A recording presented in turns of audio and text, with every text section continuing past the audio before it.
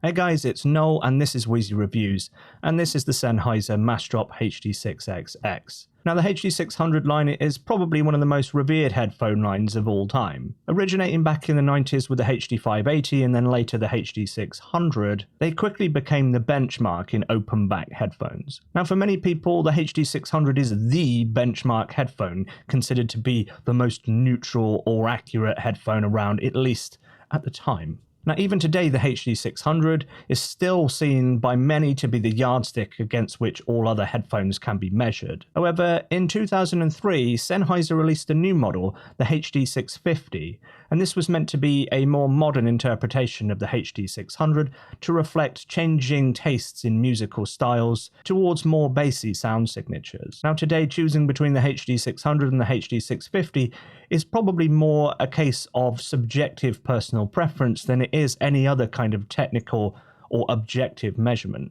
And when they came out, the HD580 and the HD600 were not without their detractors. Many audiophile headphones at the time were quite treble forwards and quite bass light, and many people criticized the HD600 for what they considered to be a veiled treble response, and this was somewhat more amplified once the HD650 was launched with its much more warm sound signature. Now regardless, the HD600 and the HD650 have remained mainstays within the audiophile headphone world. Now sure, today there are much better and much more expensive headphones available. However, it could be argued that the HD600 and the HD650 were way ahead of their time, and more recently, thanks to the work done by Sean Olive and others at Harman, the HD600 and perhaps more importantly the HD650 are now being looked at as much more neutral by modern standards. What's more, especially today, the HD600 and the HD650 are available at very accessible price points, and that makes these headphones ubiquitous.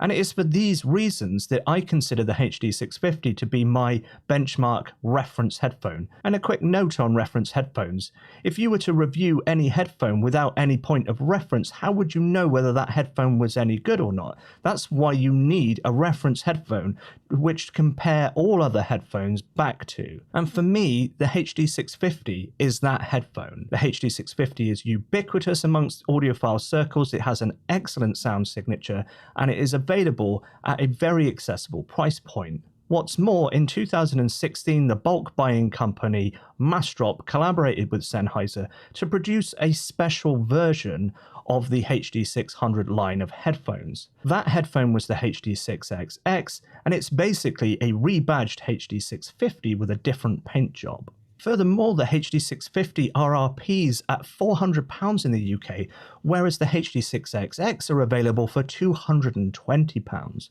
And frankly, that has made the HD6xx the best value in audiophile headphones for the past 3 years. So let's take a look at the HD6xx in 2019. Are they still worth it? And let's also talk about the purchase experience from Drop for those ordering from the UK.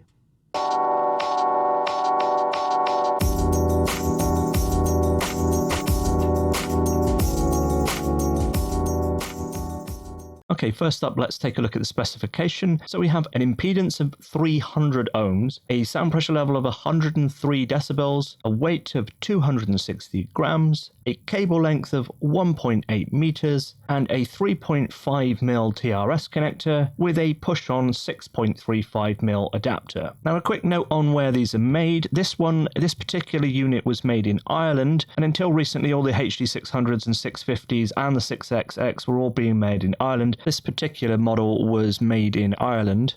However, the most recent models of the 6xx are now being produced in Romania. So let's take a look at the build and spec of this headphone then. So it's an almost entirely plastic construction. We have this plastic headband with this sort of matte or satin effect paint job, which is a really, really deep blue color that almost looks black in most lights. And on the top of the headband, we have the Sennheiser logo in a glossy paint. And this actually looks really quite understated. It's nice and subtle, and I like that quite a lot. Now the headband adjusters here are made of metal, and they do have a ratchet adjustment method, which is good, and it has a really good stiff and positive engagement for each click. So this is not going to be adjusting by accident at all. You're going to be able to set and forget when it comes to this, which is really, really good. Now clamping force is pretty high out of the box, However, I do find that it gives after a while, but you may want to speed that process up, and the usual recommendation for that is to stretch them out over a box for a few days, and that should loosen them up. Some people suggest you extend the side extenders as far as they go and then give them a good stretch, and that might allow the springiness of the side adjusters to give a little bit. Now, however you do that, you need to be careful in case you crack this headband. So moving on to the sides then, we've got the HD6xx logo here, and we have side indicator markings and 3 dots here for visually impaired people, or for you to tell which side without having to look. Now, the side of these ear cups is this open mesh because they are open back headphones, and if you're not sure what that means, it means that the back of the driver is completely open to the air, and that means that sound can come in and out. That means that people around you will be able to hear what you're listening to, and you'll also be able to hear them. But the trade-off of that is that you'll have a much more open and more natural sound from these headphones. I think being able to see the driver through this mesh, I think it looks really, really good and quite unique. Now, the ear cups have a small amount of rotation vertically like this, and they also have some lateral movement like this. It's not a huge range of movement, but it's more than enough for comfort's sakes. And this is not a headphone that's meant to be folded up for portability or anything like that, so this is about right. The earpads have a good amount of depth to them. They're quite thin this way. They're a very rounded shape. They sort of curve inwards nice and gently. There's no harsh sidewall. These are really comfortable earpads, although some people might find that in combination with the tight clamping force, they might get a bit of pressure around the bottoms, around the jawline. Again, if you stretch them out for a little bit, and they're gonna give after a while, and they will get a bit more comfortable over time. Now, the headband is this soft foam material, which is covered in this nice soft fabric. And this doesn't seem like it would be all that supportive. However, this is not a particularly heavy headphone, so it's actually pretty good. Now, over a couple of years, you're going to find that the ear pads and the headband does start to wear down. However, the same with just about every part on this headphone. You can easily replace the headband, you can easily replace the ear pads. In fact, let me show you how easy it is to replace the ear pads. You just pull them off like this. They have this sort of retention ring around them that just clips into place. And you can just push like this and it just clips in. You need to be careful when pushing them in. If you put too much force on this mesh on the back, it is possible to bend it. However, just like I said, this mesh is replaceable. You can just pop this off and put a new one on. This whole headphone can be deconstructed by hand with no tools, and pretty much every single part on it can be replaced. So when you're talking about long-term durability for this headphone, this is a really, really tough headphone despite the fact it's made entirely of plastic. However, in the unlikely case that you do break any part of it, you can just pop it off and replace it. And for that reason, I think this is one of the best built headphones that exists. Now, the cable is 1.8 meters long, and it's this nice soft and flexible rubber. It does terminate in a 3.5mm connector with a push-on 1/4-inch adapter. Now, I much prefer to see a screw-on 1/4-inch adapter, but this is fine. At the other end, the cable terminates the headphone onto both ear cups using this connector, which is unique to Sennheiser. All in all, I think that build and comfort for this headphone is absolutely fantastic. This headphone is well known for being extremely durable and for lasting many, many, many years without breaking. And even if you do break any part of it, it's really easy to replace any of the parts. They're all available. And when it comes to comfort, they might not be as comfortable as, say, the Sennheiser HD598, for example. The HD600 range isn't quite as comfortable as that. However, this is still one of the more comfortable headphones that I've ever worn. So let's talk about their sound. The HD6xx are a remarkably smooth headphone.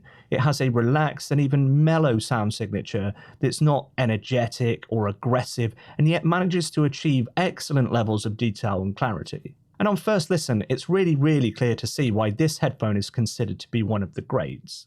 Now, as I mentioned previously, you'll always hear me reference this headphone in any of my headphone reviews, although I do have a tendency to say HD6xx and HD650 interchangeably. But don't get confused about that, I'm always talking about the same headphone. So let's start out with Soundstage, which on the HD6xx is quite intimate. It's not close and closed in or anything like a closed back headphone. However, it's not super wide either. You're not going to hear the super wide and spacious soundstage of something like the HD4xx, for example, but it's not going to feel claustrophobic or closed in or anything like that. Now, often a wide soundstage comes at the expense of accurate imaging, and it almost follows that the opposite would also be true. However, imaging isn't that great on these either. Sounds tend to sound like they're coming either from the left or right ear cups or straight down the middle, and there isn't quite so much in between. And it's for that reason that I don't think that they make very good headphones for competitive gameplay, such as competitive shooters and whatnot. However, they are very, very immersive, and I do find them an excellent headphone for more atmospheric games, such as MMOs and RPGs and other story-based and adventure titles. Just stay away from them for competitive shooters. Now, having said all that, when it comes to depth and instrument separation, I think the HD6xx is really excellent. There's a good deal of separation and clarity. I find bass lines can be clearly defined from the kick drums. Toms and snare hits are also clear and punchy. Vocals are forwards and sweet. If I may just take a little detour down a slightly pretentious metaphorical road, I would say that if some headphones with pinpoint imaging and excellent detail can be considered analytical, then the HD6xx, with its smooth and accurate representation of instrument and vocal, distinct but not dissected, can be called musical. Now, I always thought it was strange hearing people refer to any headphone as musical. Well, of course it's musical. You're playing music through the headphone. What does that even mean? However, I then heard the HD6xx. And I would say the difference between analytical and musical is that one presents audio to you chopped up into tiny little pieces. Perhaps it's serving you a meal with each individual ingredient laid out on separate plates for your inspection, whereas musical would present the whole thing to you as a perfectly completed meal, with everything placed on the same plate, but individual and distinct, playing their own parts in the meal. And while I never thought I would refer to any headphone as musical, but apparently I've just done it. Now onto the bass then. This is respectably articulate and detailed, although not especially present, and perhaps when compared to the more modern flagship standards of multi-$1,000 planar magnetic headphones, they certainly aren't the best out there. But back in 2003, the HD650 was truly considered to be a flagship headphone. Now, of course, today the HD6xx at its £220 price point, there's very little that can compete with these. So many people say that the HD650 is an HD600 with more bass and a more veiled treble response. I personally think that's a bit of an oversimplification. And sure, there's differences, but they are subtle and they are more similar to each other than they are different. However, it is fair to say that the bass on the HD650 is more present than on the HD600. However, when it comes to the more modern Harman target interpretation and frequency response, the HD650 and HD6xx do roll off a fair bit earlier than would be prescribed by the Harman target. However, whilst the Harman target does prescribe a bass shelf a few dB higher than what the HD6xx are capable of, it does also recognize that bass is quite subjective and down to personal preference. However, regardless, I do think that the HD6xx does need a little bit of a boost in its bass to bring it up to Harman target. That's my preference. And you could achieve that with EQ. However, this is not a headphone that EQs especially well, so if you are going to EQ this headphone, go easy, or you're just going to end up with this bloated, thick, and soupy distorted mess, and no one wants that. Another thing to mention about the bass on the HD650, if you're not running these through a decent headphone amp, you might find they sound a bit anemic. To really get the best out of this headphone throughout its frequency response, but obviously especially in the bass, you are going to need some decent amplification. You might be able to drive them off your phone, but you're really not going to get the best out of them. Now, mid-range is probably the strongest point on the HD6xx. If you can imagine an almost perfect mid-range frequency response, it would be nice and flat, with a natural and accurate timbre, sweet and present vocals, cutting guitar and synth lead tones. The HD6xx is as close to perfect as any headphone has ever come. It really is quite exceptional when it comes to its mid-range performance. So let's move on to treble then, because this is where opinions differ the most about the HD650 and the 6xx. So treble is quite restrained, and sure, some people might call that veiled, but I think by modern standards, that's a bit of an outdated perspective. Now, if you're used to the extremely forward treble of, say, something like a Beyerdynamic headphone, then yes, you're sure going to think that these are veiled, and perhaps a bit dark. Again, however, when compared to the more modern Harman target response, interpretation, and frequency response, these start to look a lot better.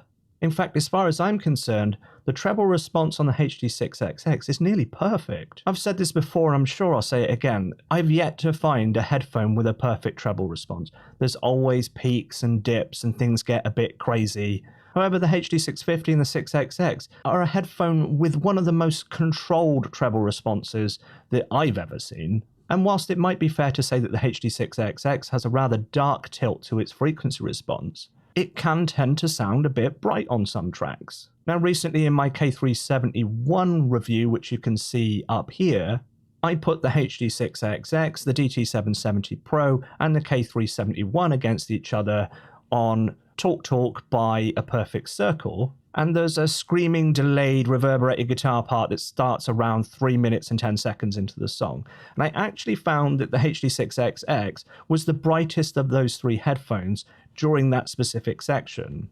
And now you can't take from that that this is a bright headphone, of course. It wasn't piercing or sharp or anything like that. But I think that the perception out there that this is a dark and veiled headphone is a little bit misleading. The treble response on the HD6xx is really quite fantastic, and it is capable of some really excellent bright tones. And so I don't think that this term, the Sennheiser veil, is really all that justified by modern standards. Now, I've owned these for a few years now, since before I bought my DT1990 Pros. Now, I always EQ my DT1990 Pros to the Harman response. And when I first listened to those, I thought those were the best headphones I'd ever heard. They really are fantastic. But going back to the HD6xx after those, I really appreciate just how excellent this headphone is. And if I had to give up all the headphones in my collection and keep just one, it would probably be these. Now, I'm not going to go into lots of detail about reference tracks and things like that with this particular review, because reference tracks are really good for comparative purposes, and that's why I always talk about reference tracks in my reviews, and then I can compare one headphone back against the HD6xx. So I'm going to leave talking about reference tracks to other headphone reviews where I'm going to be doing comparisons. So before we finish up then, let's talk about the buying experience from Drop in 2019. Now, when I bought the HD6xx a couple of years ago, they hadn't started their EU delivery program. And that means that I had to order from the US, I had to pay in dollars, and then I had to wait for it to ship all the way from the US, which took about a week to 10 days. When it arrived in the UK, it was held up at customs, which took a few days. That had to be processed. I had to be invoiced for the import duties and VAT. I made the payment online through a special portal. It was then released to Royal Mail, and I had to wait for them to deliver them. All in all, it took about 2 weeks to receive these headphones from after I ordered them. Now, in 2019, things have changed a bit. The HD6xx is part of Drop's EU program, which means that you can buy these now, pay one price in dollars. You don't have to worry about import duty and tax. You don't have to worry about customs. And the delivery time is much shorter. You should have them within about a week. In fact, when I bought my HE4XX, I bought those through the EU program, and it was really quite painless. And whilst the dollar to pound conversion rates are not that great, and you certainly are getting a much better deal in the US than you are in the UK, to be getting a HD650 for £220 is really, really fantastic, and I cannot knock that at all.